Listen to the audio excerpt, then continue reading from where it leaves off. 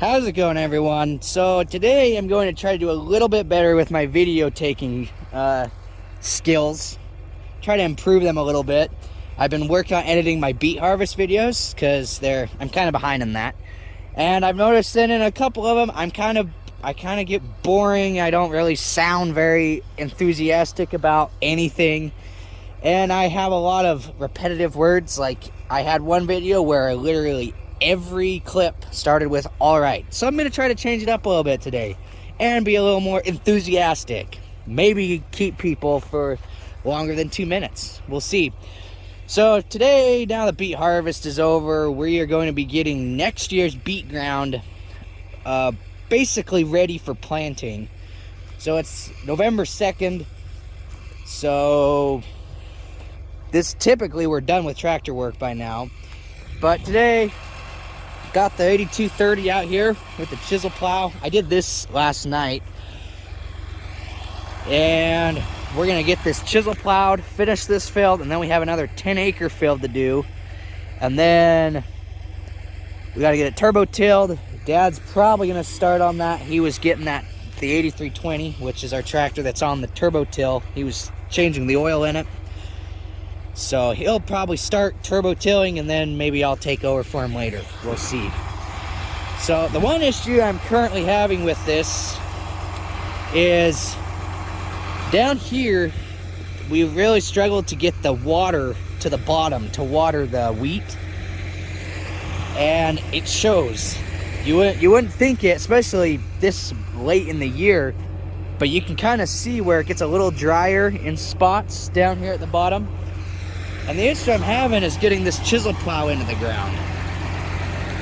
So these points, usually when they're new anyway, they come to a point. Now they're really rounded. They don't really go into the ground very good. I mean, they typically go out to here, I think. So we need to replace them. I don't feel like replacing them. I'm just doing 30 acres.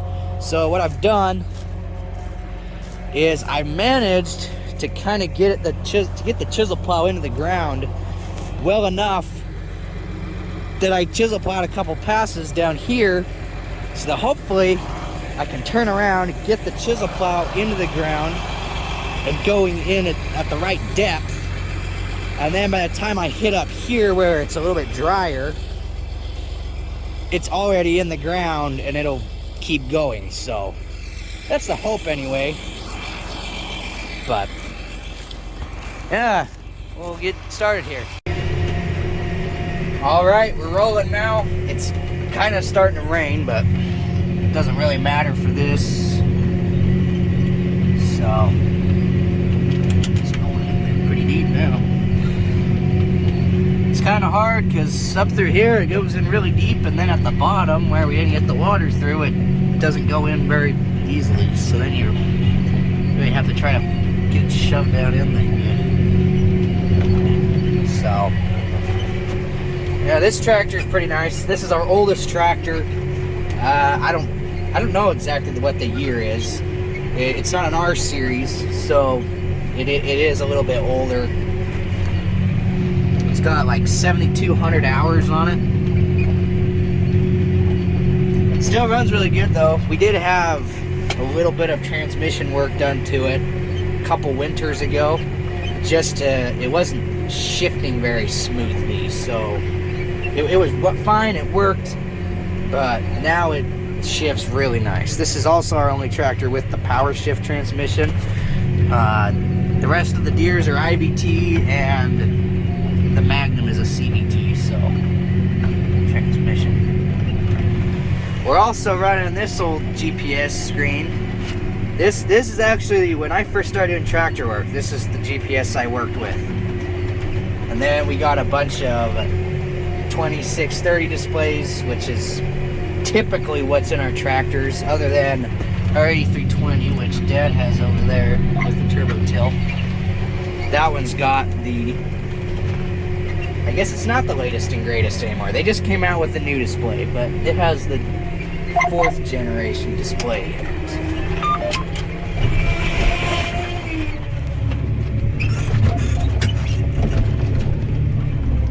This tractor's a little bit nicer for chisel plowing than the other tractor, the bigger one, because it turns a little bit sharper.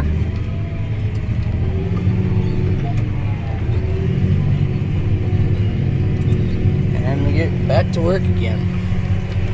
But yeah, so this is our oldest GPS display. I mean, it works the same, but it's not a touch screen. You do have buttons on the sides, but typically this one's in the 6115R, our little tractor, because it doesn't, this one's not as nice to, you know, have get to your fields and all that stuff. So it typically just does like tillage type stuff.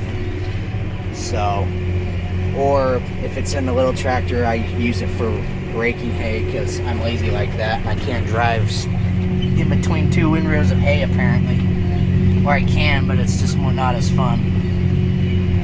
So, well, I'm gonna have to figure out how to get that filled in. It doesn't really look that big actually on the camera, but it's a pretty decent sized hole just randomly in the middle of the field. So I'm gonna have to see what I can do to get that filled in.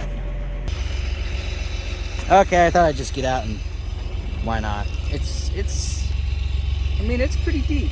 It's deeper than up to my knee, so it's a pretty decent sized hole. I'll see what I can do with this chisel plow. Hopefully I can get that kind of filled in. All right, I kind of got that filled in as best I could with this, and then hopefully when we run the chisel plow or the turbo till over it, we'll be doing good. So it's going in nice still. All this area up through here that got watered good throughout the year just held moisture in it.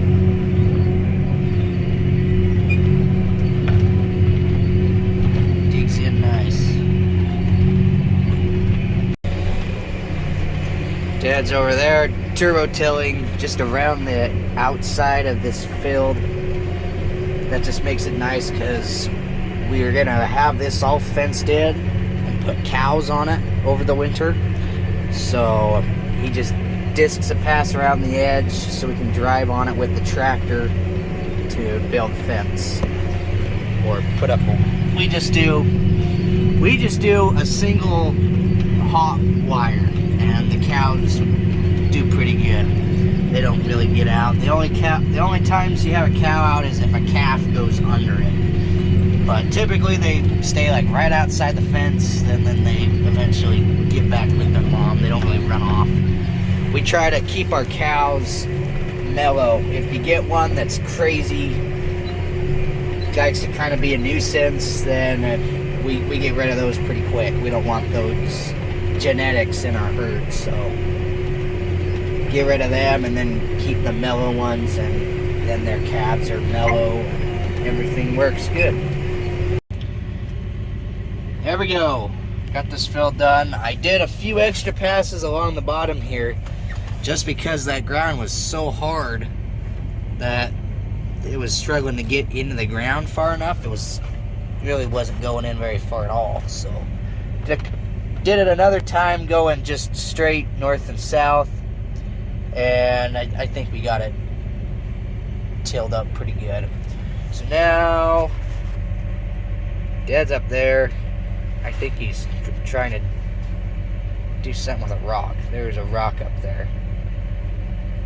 So he's not moving at the moment, but probably wants to get out of the way, because this thing, that's where I do like chisel plowing. Chisel plowing is fun in the way that, I mean, you got to be careful with big, like, solid rock in the ground, just big old solid ones that won't, like, break apart, because these can snag.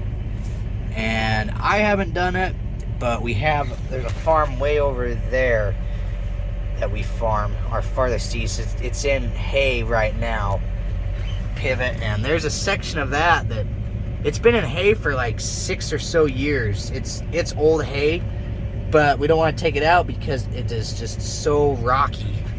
And when we first got that farm, we had a hired guy. We used to have a hired guy that he was really good, so he ran farm equipment, and he was chisel plowing, and there was some big old rock out there that snagged one of these, and they're spring loaded, so they're supposed to kind of bounce up over rocks, but that's the one time I've heard of it happening where it actually broke probably the U-bolt that holds that whole mechanism on there. So, but the other thing is when there's just rocks that are kind of floating around, you can go and the rocks go through all of the points on this thing. They just kind of can go up through it. The turbo till, when you hit solid rock, it's nicer because it just rolls over. The discs just roll over the rock. You want to go slow, as with everything else, because you can bend or break the discs. And there's a few of those on there, bent and broken discs. But when it comes to bigger rocks that aren't attached to the main rock in the ground, those can just get stuck in the discs, and then you're out there beating on them with a hammer, and it's not very fun. So now that I've finished here, I'm gonna head to our farthest west farm over there, and we'll get that one done. I think it's about a 10-acre field, so get that done, and then I think we'll be done chisel plowing. I'll have to double check with my uncle, but I think all that he needs done now is just turbo tilling. I'm out here in the loader. I got a couple rocks that he dug up, and then I left and dumped them, and I was on my way back home, and then he called me and said that as he was disking where I had driven, get my tracks disced in, and he disced up a couple more big rocks, so I had to come back. So just waiting to make sure that he keeps going and there's not more rocks, which looks like it might be good. So, well, hopefully, I guess I'll wait here a minute and see, just to make sure. Okay, I'm about halfway across this second field here. It's only 10 acres, long runs, so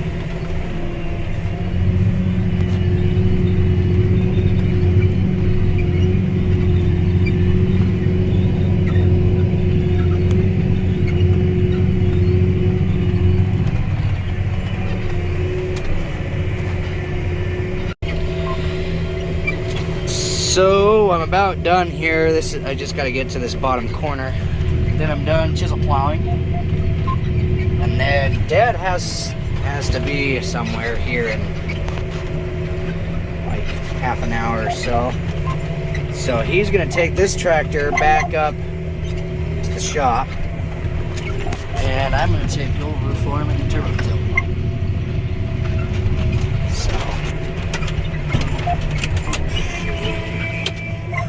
There we go. So I'll finish turbo tilling this, and then I might go down south and turbo till a field for my uncle. Guess we'll see how things go. Okie dokie, we got this done. There really wasn't a whole lot left, and then half the time I've spent here was just doing the ends. But I was originally thinking I'd go on down south and disc a field for my uncle, but it's raining heavier now, and it's starting to stick pretty good to the discs and that.